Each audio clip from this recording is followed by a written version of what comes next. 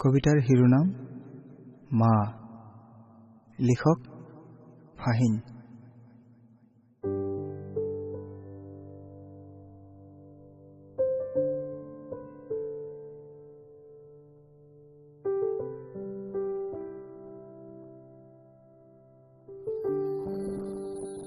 মা, এটা আখৰৰ এটা শব্দ, কি মধুৰ শব্দ। শব্দটো কেতিয়াবাই হেৰুৱালো মই, আৰু তোমাকো মা। আজি বৰকৈ মনত পৰিছে তোমালৈ, সেই যে নিচুকনি গীত গাই মোক ঘুমতি নিয়াইছিলা। আমাৰে মইনা শুব কত ধৰণৰ সাধু, কণা কোজা, ৰজা ৰাণী আৰু ৰাক্ষসিনী দেশৰ সাধু। কেতিয়া তোমাৰ কোলাত টোপনি গৈছিলো, কমকেই পোৱা নাছিলো। তোমাৰ আমনি লগা নাছিল নে? মই যে বাৰে বাৰে যেতিয়াই তেতিয়াই তোমাৰ কোলাখন লেতেৰা কৰিছিলো। ধূলিৰ মাজত খেলাৰ পিছত ধূলিবোৰ হাতেৰে জোকাৰি মোক আকৌ কোলাত লৈছিলা। তথাপি বাৰে বাৰে কান্দি উঠিছিলো, কেৱল তোমাৰ মৰম পোৱাৰ বাবে। সঁচাকৈ আমনি লগা নাছিল নে?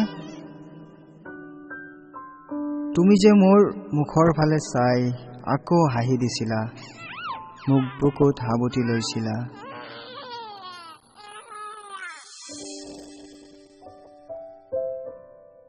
মোৰ অসুখত তুমিয়েইতো ৰাতি উজাগৰে কটাইছিলা, চকুলো টুকিছিলা।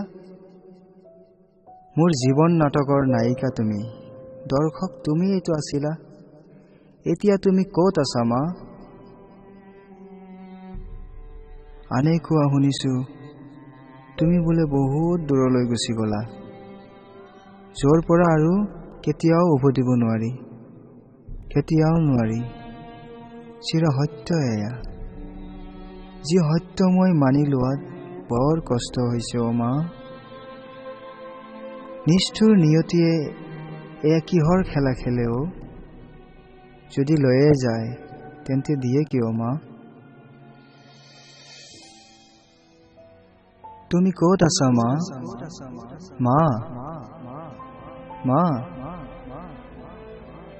তুমি তোমাৰ সেই সোণৰ চকুলো দেখিবলৈ পাইছানে? তোমাৰ পৰা দূৰত গলেই যে বাৰে বাৰে তোমাৰ কাষলৈ আহিবলৈ কান্দিছিলো, মনত পৰেনে তোমাৰ? তুমি মোক তোমাৰ ওচৰলৈ লৈ গৈছিলা আৰু সাবটি চুমা আঁকি দিছিলা দুগালত।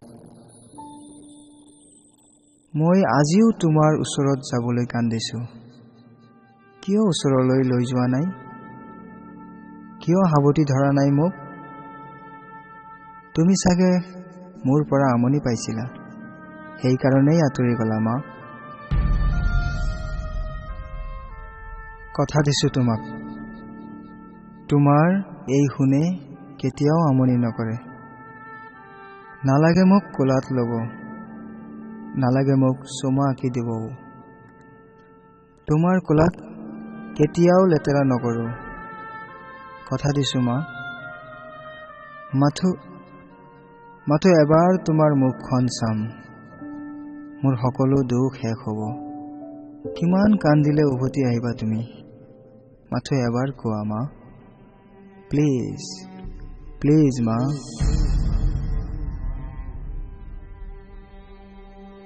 কেতিয়াবা তোমাৰ ওপৰত বহুত খং উঠে মোৰ, কিয় জানানে?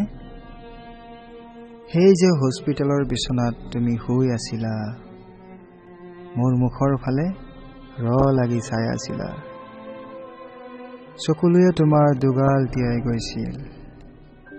ইমান বাৰ মই মা মা বুলি মাতিছিলো তোমাক, এবাৰো উত্তৰ পোৱা নাছিলো, নে চুমা নে মৰম। তুমি মোক বহুত কিবা কিবি দি গলা মা।